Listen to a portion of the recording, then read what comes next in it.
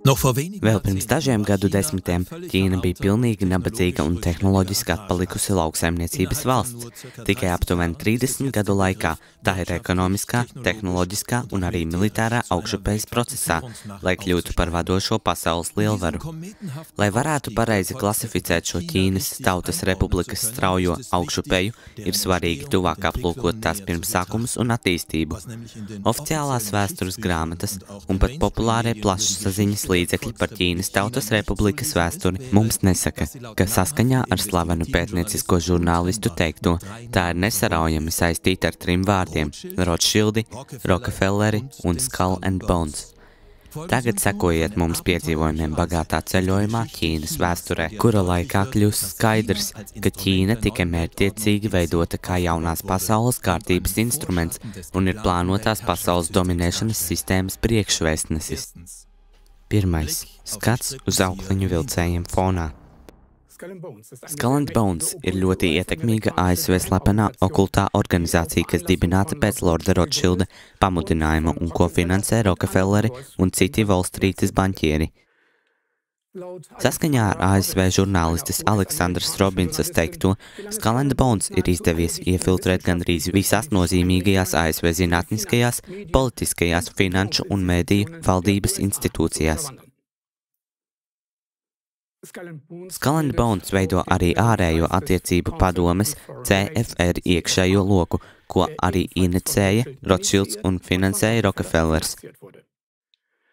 CFR ir ietekmīgākais ASV ideju laboratorijas centrs pagājušajā gadsimtā, kas, piemēram, 9 ASV prezidentiem, tostarp pašreizējam prezidentam Joe Bidenam, ir nodrošinājis ASV prezidenta posteni.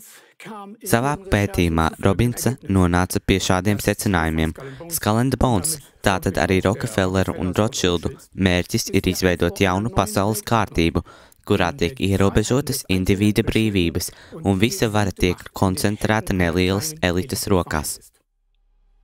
Otrais – Ķīnas Tautas Republikas veidošanās Mao Dzeduna laikā. Lai izveidotu jaunu pasaules kārtību, Skull and Bones 20. gadsimta sākumā Ķīnā nodibināja vairākas skolas un slimnīcas, no kurām izveidojās tagadējā Yales Ķīnas asociācija un kas kļuva pazīstama kā Yale in China. To finansēja Rothschilds un vēlāk Rockefelleru fonds. Tomēr šī it kā labdarības darbība fonā centās sasniegt pavisam citus mērķus. Ķīnas vēstures profesors Jonathans Spence bija pirmais, kurš atklāja ciešās saites starp Mao un Yeilu. Visbeidzot, 1972. gadā Yale Daily News ziņoja, Yeila ir palīdzējusi daudziem jauniem vīriešiem viņu politiskajā izaugsmē tikt pie varas. 1919. gada klasē Yale in China papildus 1000 vīriešiem, līderiem, palīdzēja jaunietim vārdā Mao Dzeduns. Un bez Yeilas atbalsta Mao Dzeduns nekad nebūtu pacēlies no nepazīstamības uz varu. Tāpēc investigatīvais žurnālists Aleksandrs Šņarvs savā pētījumā nonāca pie secinājuma, ka Yale in China acīmredzot slepeni strādāja pie komunistiskās valsts izveides. Nozīmīga ar savu ietekmi un ar izsmalcināto pieeju citu starpā ir Skull and Bones iejaukšanās Ķīnas pilsoņu karā, kurā par politisko vadību Ķīnā cīnījās nacionalistiskais Kuomintangs un Mao Dzeduna vadītā Ķīnas komunistiskā partija. Konflikts beidzās ar komunistu uzvaru pār Gominģjanu. Šī uzvara, kā uzskata zinātnieks un vēsturnieks profesors doktors Antonijs Sirils Satons, tika izcīnīta galvenokārt tāpēc, ka ASV ģenerālis un brīvmūrnieks Džordžs Maršals 1946. gadā klusi un slepeni atbruņoja nacionālistu spēkus, pēc sākotnējās atbalstīšanas pārtraucot munīcijas piegādi tiem. Maršala priekšnieks bija kara ministrs Henrijs L. Stīmons, Skull and Bones biedrs. Turpmākie gandrīz 30 Mao Dzeduna valdīšanas gadi Ķīnā kļuva par nepārspējumu šausmu režīmu. Ar tādām politiskām kampaņām kā lielais lēciens uz priekšu un kultūras revolūcija Mao vārdarbīgi īstenoja Ķīnas ekonomikas un sabiedrības pārveidi. Kultūras revolūcijas mērķis bija iznīcināt vecās paražas, domāšanas veidus, ieradumus, patiesībā ķīniešu kultūru, un tā bija vērsta galvenokārt pret Ķīnas vecāko un izglītotāko slāni, prasot no 2 līdz 5 miljonu cilvēku dzīvības. Lielā lēciena mērķis bija panākt rietumu, industrializētās valstis un saīsināt pārejas periodu uz komunismu. Neraugoties uz badu, Mao savus mērķus īstenoja ar dzelzs dūri. Pēc Aleksandra Šņarfa teiktā, izmantotās represijas bija vēl nepieredzēti brutālas. Kritiķi tika nežēlīgi vajāti un tūkstošiem cilvēku tika sistemātiski spīdzināti un nogalināti. Pat bērni tika nogalināti, sadrupināti un izmantoti kā mēslojums. Holandiešu vēsturnieks Franks Diketers lēš, ka lielā bada laikā Ķīnā vien miruši vismaz 45 miljoni cilvēku. Kopumā Mao totalitārās un necilvēcīgās darbības pēc zinātnieku aplēsēm prasīja līdz 80 miljoniem cilvēku dzīvību. Mao politika bija vienkārša. Ik viens, kurš nespēlēja pēc notikumiem, tika nogalināts. Tā rezultātā izveidojās sabiedrība, kurā ikvienam kritiķim burtiski tika uzlikts uzpurnis. Palikusi tikai nobijusies un paklausīgā masa. Biedējošs ir Deivida Rokefellera pilnīgi atšķirīgais viedoklis. Viņš šo totālo kontroli un cilvēku apspiešanu nosauca par sociālo eksperimentu.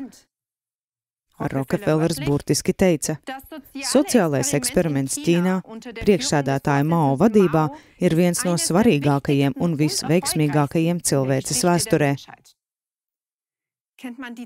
Zinot mērķus, ko Rokefellera fonds īstenoja Ķīnā, šis apgalvojums iegūst milzīgu svaru. Saskaņā ar investigatīvo žurnālistu Aleksandra Šņarfa un Tilmana Knehtela teikto, fonds uzskatīja Ķīnu par milzīgu laboratoriju, kurā pētīt, kā vislabāk kontrolēt un vadīt sabiedrību, lai pēc tam to varētu atkārtot visā pasaulē.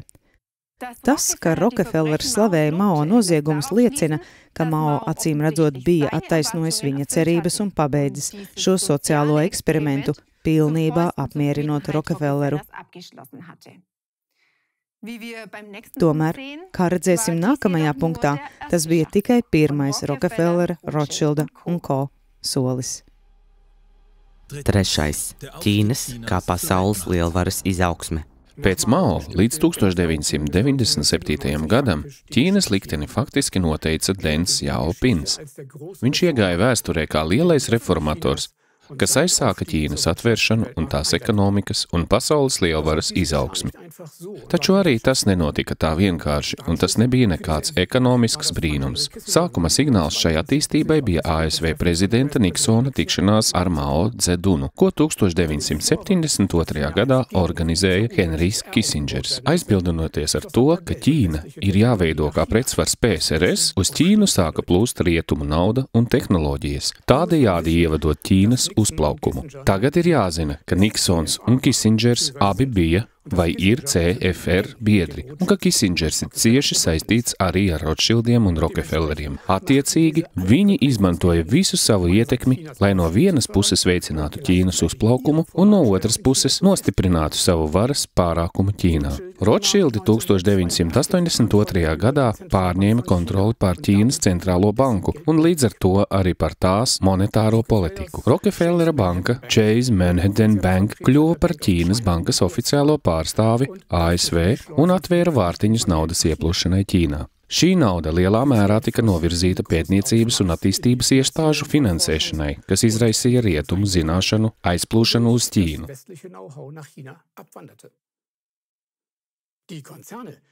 Korporācijas, kas šādā veidā iesaistījās Ķīnā, lielākoties ir cieši saistītas ar CFR.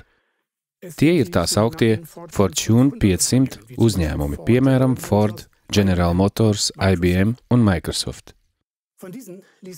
No tiem 157 apmetās uz dzīvi Ķīnā, 53 pat ar savu galveno mītni. Par šo notikumu attīstību slavenais zinātnieks profesors dr. Anthony C. Sutons no Stanfordas Universitātes Hoovera institūta jau 1986. gadā rakstīja: līdz 2000. gadam komunistiskā Ķīna kļūs par superlielvaru, kas būvēta izmantojot amerikāņu tehnoloģijas un zināšanas. Rothschildu, Rockefelleru un Skull and Bones būvēta. 4. Ķīna – uzticams globālistu instruments. Tā kā gan Rothschilds, gan Rockefellers ir dziļi saistīti ar masoniju, nav pārsteidzoši, ka tas ir atstājis iespaidu arī uz Ķīnu. Pateicoties tādām atklāsmēm kā Itālijas augstās pakāpes masone Jolē Magaldi, ir zināms, ka Dens Xiaopins tika iesvētīts brīvmūrniecībā un kļuva par oriģinālās ložas trīs acis biedru. Šo ložu dibināja Deivids Rockefellers, Henrijs Kisingers un ASV drošības padomnieks un augsti aprēķinošais aukliņu vilcējs Zbigņevs Bžežinskis. Un tā ilgu laiku bija visspēcīgākā un pasaulē toni noteicošā pirmatnējā loža. Savukārt Dens Xiaopins iesvētīja brīvmūrniecībā citas Ķīnas komunistiskās partijas augstākās amatpersonas. Rezultātā, kā raksta Joela Magaldi, kopš 1980. gada visi partijas vadītāji, tostarp pašreizējais Ķīnas prezidents Xi Jinpings, ir bijuši pirmatnējo ložu biedri, kurās tiek organizēts augsto pakāpju masonisms. Arī viņi cenšas izveidot vienotu pasaules valdību, ko nostiprināja Rothschilds un Rockefellers, lai Ķīna joprojām būtu uzticams viņu globalistisko plānu īstenošanas instruments. 5. Ķīna – globalizācijas virzītais spēks. Tomēr Ķīna nav tikai vienkāršs instruments, bet tā arvien vairāk kļūst par Rothschildu, Rockefelleru un Skull and Bones avangardu, kas acīm redzami tiecas ieviest jauno pasaules kārtību ar pilnīgu kontroli un uzraudzību. Lūk daži piemēri. Ar savu stingro lockdownu politiku koronakrīzes laikā Ķīna būtiski palīdzēja izraisīt pasaules ekonomikas sabrukumu, tādējādi radot milzu peļņu dažiem superbagātniekiem. Ķīna kopā ar Krieviju ir lielākais atbalstītājs, kas vēlas izveidot jaunu globālu finanšu un monetāro sistēmu SVF kontrolē. Ķīna ir pasaules līderi gan skaidras naudas atcelšanā, gan CBDC, digitālās centrālās bankas naudas ieviešanā. Tādējādi tā ir šī globālā projekta, kuru koordinē un finansē Starptautisko norēķinu banka BIS priekšgalā. Ķīna ar savu sociālo kredītu sistēmu ir Klausa Švāba un Pasaules ekonomikas fóruma iecerētās lielā reseta pioniera un paraugs. Šī sistēma ir masveida uzraudzības sistēma ar mākslīgā intelekta palīdzību un tādējādi Mao izveidotās piespiedu pārvaldes sistēmas pilnveidojums. Katra indivīda, kā arī uzņēmumu un organizāciju uzvedība un uzticamība tiek pastāvīgi uzraudzīta un novērtēta, apbalvojot labu uzvedību valdnieku izpratnē un savukārt sodot par jebkādu nepareizu uzvedību, tiek nodrošināta 100% katra indivīda funkcionēšana valdnieku izpratnē. Tikmēr Eiropā pirmā sociālā kredīta sistēma jau ir ieviesta Boloņā, un arī ES komisija jau gatavojas ieviest šo kontrols un izglītības sistēmu. Tādējādi viss norāda uz to, ka Rockefellers, Rothschilds un ko pēc veiksmīgā sociālā eksperimenta Ķīnā tagad vēlas to pārnest uz visu pasauli, lai liktu pamatus vispasaules diktatūrai. Pasaules ekonomikas fórums Davosas vasara 2023 norādīja Ķīnas premjerministram Li Qianam, kā to vajadzētu izdarīt. Viņš uzsvēra, ka prioritāšu hierarhijā drošība ir jāierindo kā vissvarīgākais jautājums. Neilgi pirms tam Klauss Švābs, lielā reseta tēvs, izteicās Li Qiana klātbūtnē atklāti slavēdams Ķīnas komunistiskās partijas sasniegumus. Mēs vēlamies mācīties no jūsu redzējuma par Ķīnu un pasauli. Vai tā ir nejaušība, ka politiski un mediāli sistemātiski uzkurinātās bailes cilvēkus pamudina pieņemt un akceptēt arvien dziļāko valsts iejaukšanos? Vai tās nav bailes no korona, terorisma, no vides un klimata katastrofas draudiem un tā tālāk, kura dēļ soli pa solim tiek atmesti mūsu miermīlīgās demokrātiskās sabiedrības sasniegumi un nomainīti pret šķietamo drošību? Vai plānotā CO2 sociālo kredītu sistēma Eiropas Savienībā tiek uzspiesta šādā veidā? Šīs nelielās elites plāni, kas viltīgi vada pasaules likteni un tagad vēlas izveidot savu sociālā kredīta sistēmu visā pasaulē, ir jāaptur. Palīdziet mums un izplatiet informāciju par šo raidījumu, vai arī jūs vēlaties piedalīties kā brīvprātīgais KlāTV, lai atklātu šādu netaisnību. Tad sazinieties ar mums.